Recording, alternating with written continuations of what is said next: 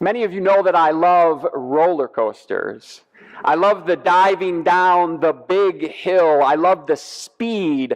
I love the twists and the turns and the terror of it all. It's like facing death, but only remaining safe. Yeah? I don't know about you, but the time we're living in feels like a roller coaster. But the fear of death in this time isn't safe. And I don't love the twists and the turns. Some roller coasters shoot you down the track, then they turn you upside down over and over and over again. I think that's an apt description of our current situation. The numbers go down, and then they spike up again. We're going to open up the restaurants, and now they have to remain closed. The lockdown was successful, and now I feel like I'm staying home just as much as before. What do we do with all this disruption of flipping us upside down over and over and over again? Maybe it starts with compassion. We need to give ourselves compassion and live compassion for others by how we act and what we wear. We need to remind ourselves that this upside-down nature of life is not the first time people have gone through this. And that might just bring us hope.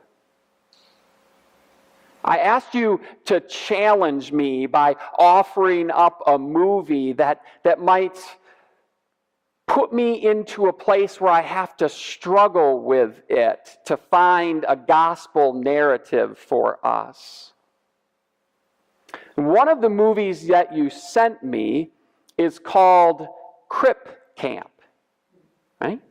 It's a documentary about Camp Jened, a camp for people with disabilities in upstate New York in the 50s and 60s. It was run by hippies who invited people with disabilities to be campers, but also counselors and leaders.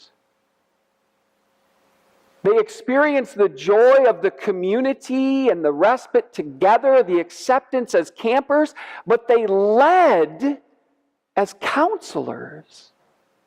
They did everything to care for each other. It was a profound movie. You can find it on Netflix, and if you have it, I would recommend it more than I have recommended any movie in the past 5 years. It is great. It was a roller coaster ride, bringing you up and down, twists and turns, gut-wrenching and ultimately uplifting joy. You should watch it. The movie wrung me dry of all my compassion. It pulled from the depths of me over and over again. And I'd love to show you a scene of it, a clip for you to kind of dive into it, but I really can't. It wouldn't do the movie justice, because I should show you the whole thing. But what I decided to do instead is to offer you a quote from Larry Ellison, who was the director of the camp. And these words, in many ways, felt like the theme of the whole movie. It captured the essence of what Crip Camp was trying to show us.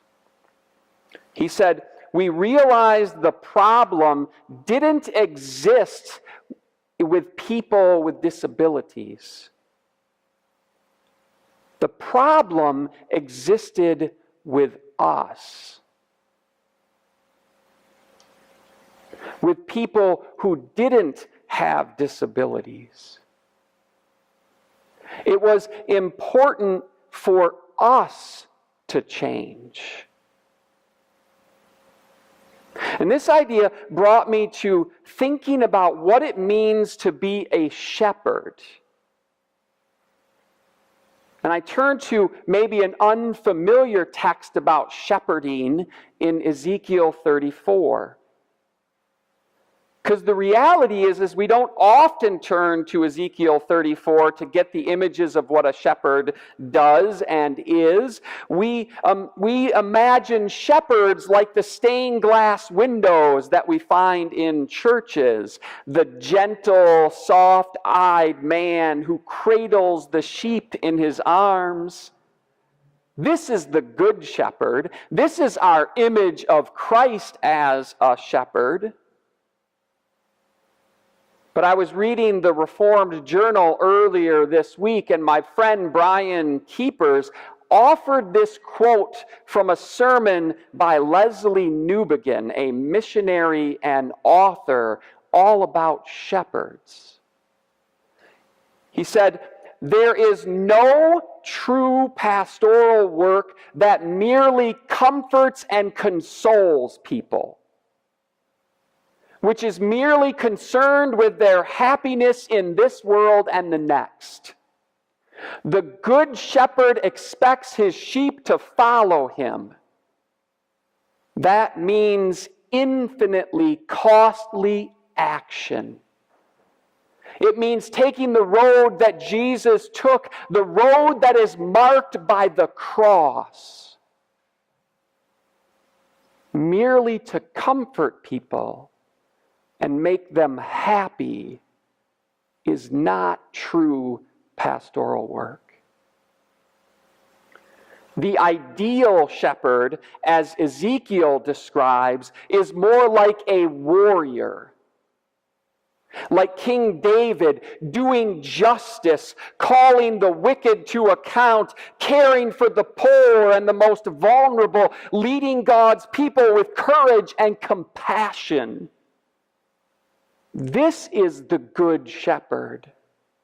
This is Christ, because the shepherd is really a leader who challenges and brings change, who calls us to follow him with prophetic words, daring to speak not just words of comfort, but also the disruptive word of God that confronts the most urgent social problems of our day.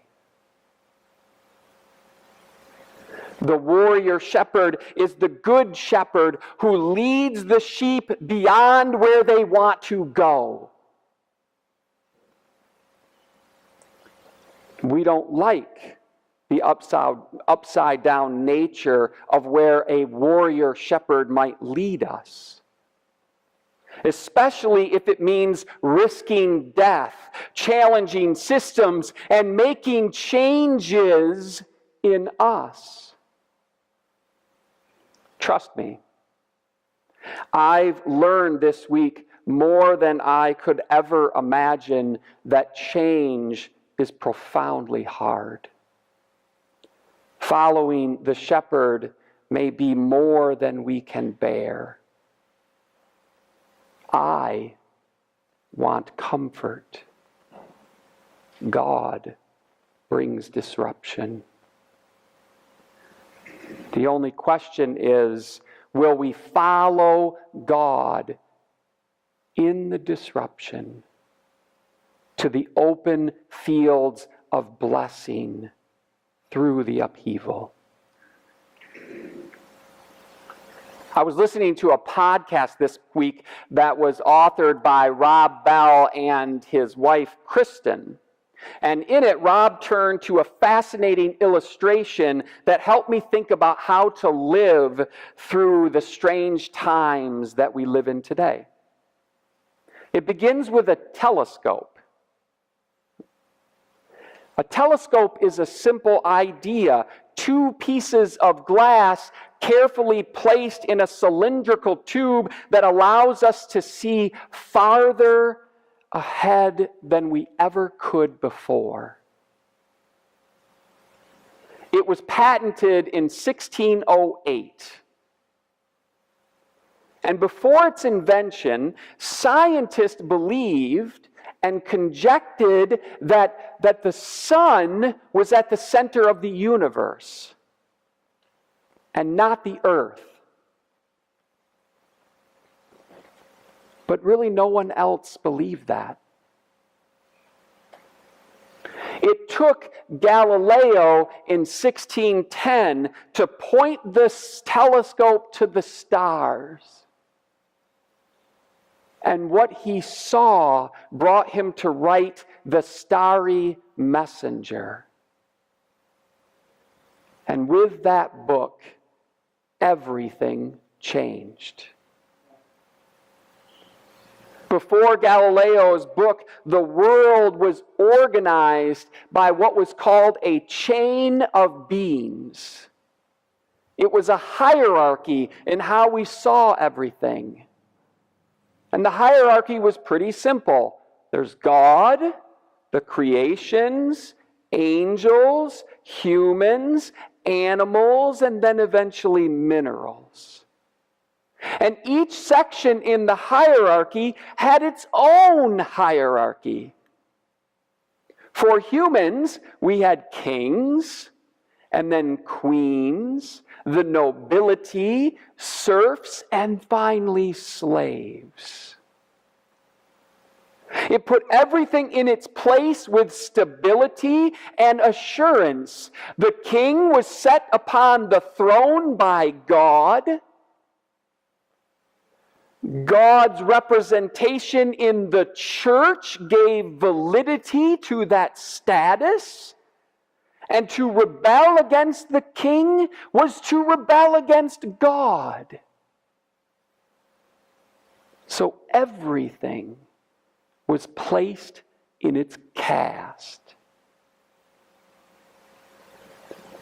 The same you would find in the church. It enforced and affirmed this relationship between everything in the universe. The scientific discovery of Galileo, confirming what scientists had already been working on, disrupted everything. And with it came significant change. By the mid-17th century, movements started to end slavery. We began to use the scientific method in order to understand everything in our world. The French Revolution upended royalty, and democracy leveled part of the hierarchy, if not perfectly. None of this is possible without the massive upheaval and reordering of the world through a telescope. And we live in our time today through 400 years of that world being turned upside down.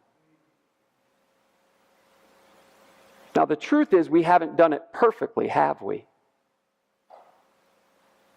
We haven't rearranged our lives perfectly.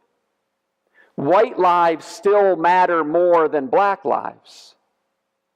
Wealthy people are still placed high above poor folk. But we're working on it. We're working on continuing the disruption because of a simple tube of two pieces of glass.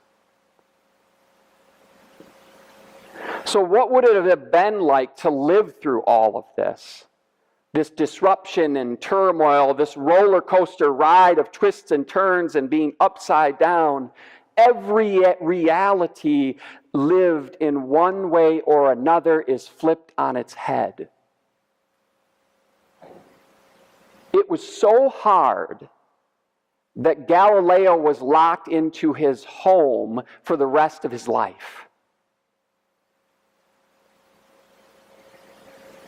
The reality that came forward was dangerous facts, and no one really liked them. They meant change, and we hate change. The Catholic Church fought against these facts because it had a vested interest in how the world was shaped. They fought for their position of power and their ability to order the whole world by what they believed. And the science, the facts that attempted to disrupt that changed the order and took the power away, was demonized or ignored. Because they just knew better. The question might be, are we living in one of these moments where everything is getting turned over with massive change? Do black lives matter as much as white lives? Do the facts of climate change upset the arrangement we've made for ourselves, so much so that we deny the science or demonize it? Are we like 21st century inquisitors who fight the facts because they disrupt our positions of power and make us reorganize our lives in a way we're not comfortable with? The facts challenge the way we've arranged our lives. Is the church complicit in this ignoring of facts because we are too invested in the power we have, even as it is dwindling? And is it dwindling because we refuse to face the facts? The hope for us is this is not the first time this massive reordering has happened. The telescope brought a massive upheaval to the way that we see life and a rearranging that was necessary, but it happened before the telescope. In Ezekiel 34, God sees that the shepherds are abusing God's sheep. And God says we need to have a massive reordering of reality. We must turn this upside down by telling the shepherds they need justice. And God says, I will be their shepherd. I will come like a warrior and drive these leaders out who have oppressed my sheep and scattered them wide, who have made them prey for the wild animals and driven them out in order to fill themselves. They've refused to face the facts of what God has called them to do, and God says, I will turn you upside down. And I will be the shepherd. You could say the same thing happened with Jesus. Jesus, the warrior shepherd, brought a massive upheaval to our lives. Jesus came to proclaim a kingdom that set service as the true power, that paid attention to the sinner, the lonely, and the hurting. because those lives mattered just as much as the lives of the rich and powerful. You could say that Jesus is the warrior shepherd of Ezekiel 34 because he desired to take up all of the scattered sheep and bring justice to those who have exercised power and brought down the lowly and the hurting and the sick and the weak. The cross, sacrificial love that gave up everything, sets a path for us to follow. And this narrow path upended everything. One wonders if the places of power ever accepted this path of Christ. Rome couldn't, so it crucified him. The church couldn't, so it ignores him. We've always been more interested in accumulating our power than seeking to distribute it equally. The state refuses even today to acknowledge the facts which will bring upheaval to our lives. Because power is intoxicating. But some don't look to these places of power. Like warrior shepherds, they challenge the power. They disrupt the power. They rebel and protest and fight the power. They find truth in another place. They embrace facts and fight like hell to change the world because they found a new power. This brings me back to Crip Camp and the roller coaster ride that starts with a simple hippie camp for people with disabilities and a director with a message about the fact of who really needs to change. From Camp Jened came an amazing group of people. From this camp of respite, community, and joy, where everyone was accepted with love and care and acknowledged as fully human, both as counselors and campers with disabilities. From this place of radical acceptance came a movement that changed our world. They organized, they protest, they practiced sit-ins for many of these people with disabilities that risked their very lives, putting their lives on the line. They fought and argued and protested and testified before Congress for the rights of those who were disabled. And it worked. Judy Heumann, a Camp Jened counselor who led the movement and the people in it, offered a simple mantra: demonstrations and protests work, and they are needed. She added, "We believed we could beat the U.S. government, and we did it."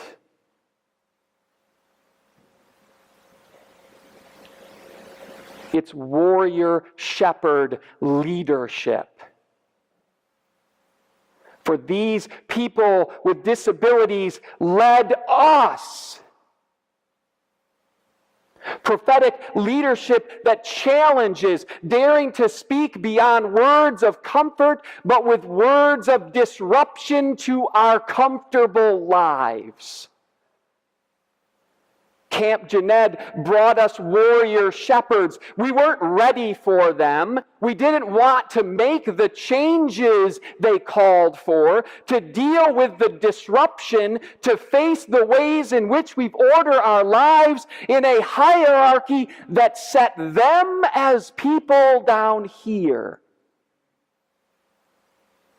while the rest of us lived comfortably up here. We ordered our life, pushing the disabled out of it, making no space for them to join us in it, and maybe we still do it today. Because as much as the laws have changed, it won't mean much until we change our attitudes that handicapped people are objects of fear.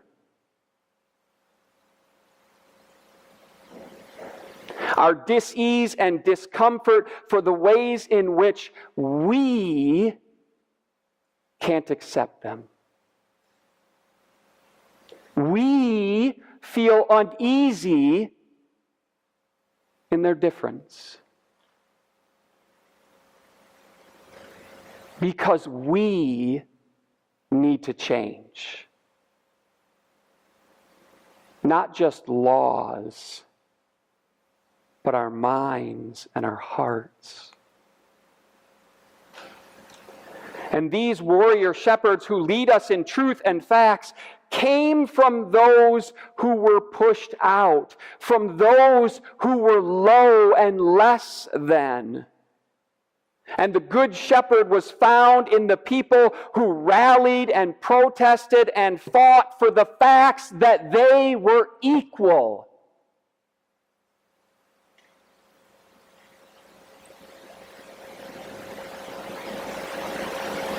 It makes me wonder where I should be looking for the Good Shepherd today.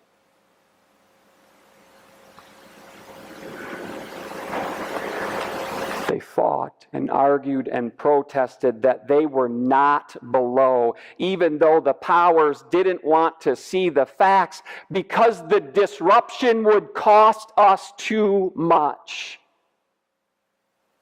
The change would be too hard.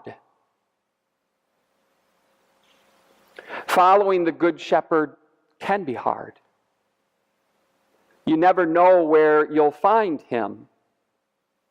But you'll know you found him when he's challenging you.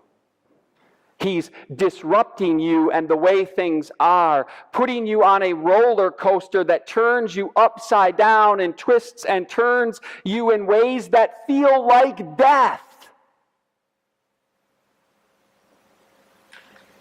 Because the Good Shepherd leads us to the cross.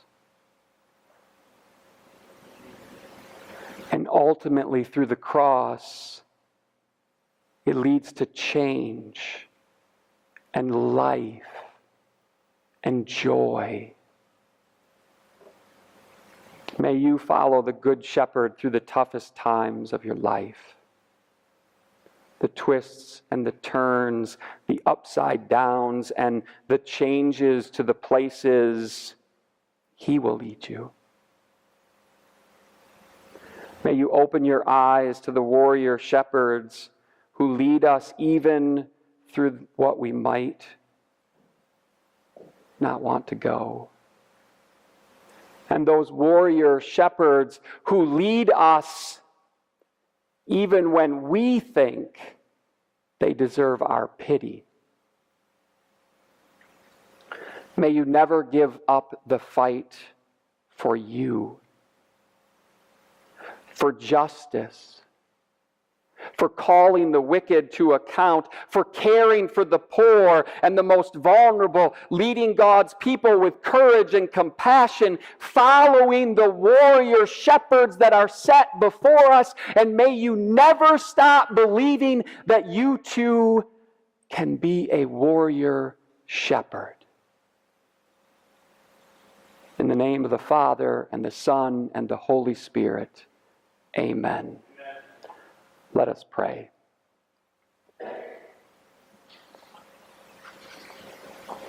Warrior God, you lead us in places we do not want to go. You challenge us, call us to change, and draw us out into the world to do the same. Give us the strength to begin in our own hearts, to hear your call of grace and love that makes it possible for us to hear the shepherd's voice and follow. Jesus Christ, the Good Shepherd, you know who we are and where we have grown comfortable. You know the change that must happen in our lives. You know the change that your kingdom brings, and you believe that we are far greater warriors than we can imagine. Set your faith upon our hearts. Give us courage to take the first steps in following you, for the gate is narrow and hard. But the fields you lead us into are wide and green. Overwhelming Spirit, we confess that what God asks is too much for us. We grow weary of protesting that which is unfair. We lose our way in the temptation of what is convenient or comfortable for us. We label these warriors that seek change as others, as less than, as those who bring destruction or rioters, because the facts ask too much of us. It is hard, and we cannot do it without you. Fall upon us, rain down on us until we are drenched with the waters that bring life. And with that life, make us warriors for that which is good, true, and beautiful. In your holy name we pray. Amen.